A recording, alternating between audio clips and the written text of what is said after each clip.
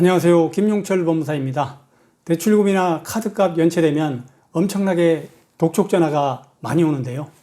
이 독촉전화를 받기 싫어서 연체는 어떻게든 피하고자 돌려막기를 하는 분들이 많이 있습니다. 그러다 보면 빚이 점점 늘어나서 돌려막다 보니 오히려 쌓아가는 빚이 많을 뿐입니다. 빚 독촉이 힘들다고 전화를 그냥 안 받고 무시하는 분들도 계신데요.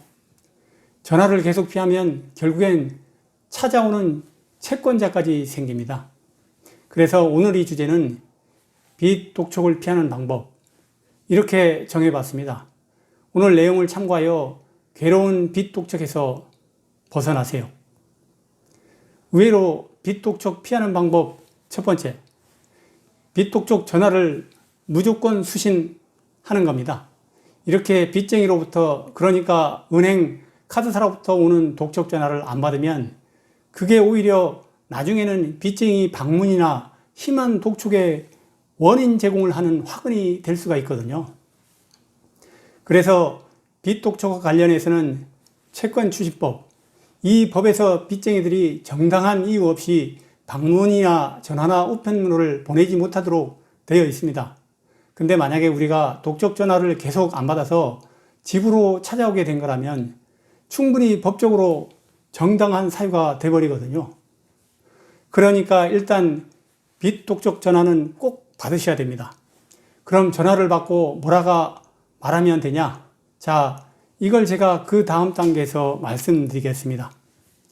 자, 이제 두 번째 단계는 빚쟁이로부터 독촉 전화를 받으면 개인회생 파산 진행 예정이라고 전달을 하세요.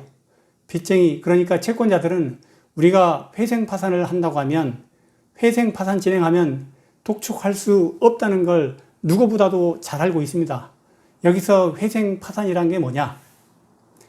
개인회생은 법원에서 정한 대로 변제하고 개인 파산은 보유재산 환가 및 채권자 배당을 통해서 빚 탕감, 이렇게 해주는 겁니다. 회생 파산 사실을 알면 채권자는 법원 사건 번호를 요구를 하거든요. 근데 회생 파산 상담을 받고 나서도 바로 사건 번호를 받기는 힘듭니다.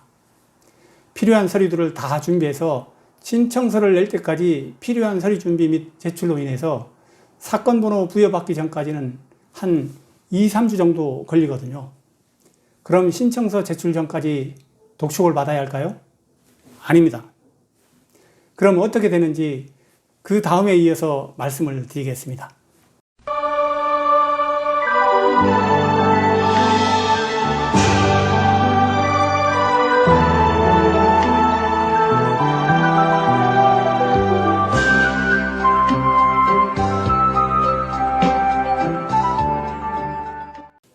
마지막 세 번째 단계입니다.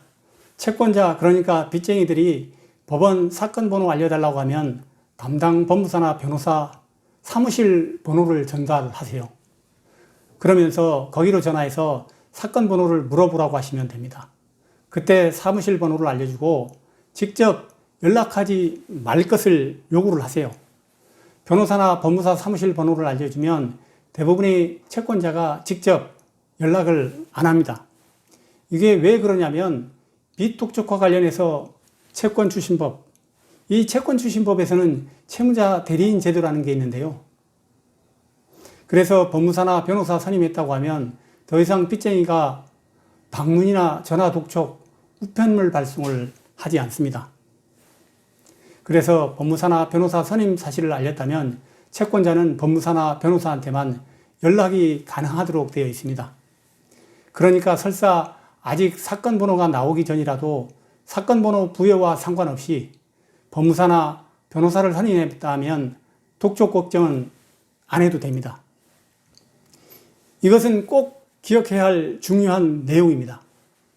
만약에 이렇게 했는데도, 즉 선임 사실을 알렸음에도 지속적으로 계속 독촉한다면, 그리고 또 회사나 집으로 찾아와서 직장 동료나 가족들한테 내가 빚진 거에 대해서 빚 관련 얘기를 퍼뜨리는 경우 과연 해결 방법이 있을까요?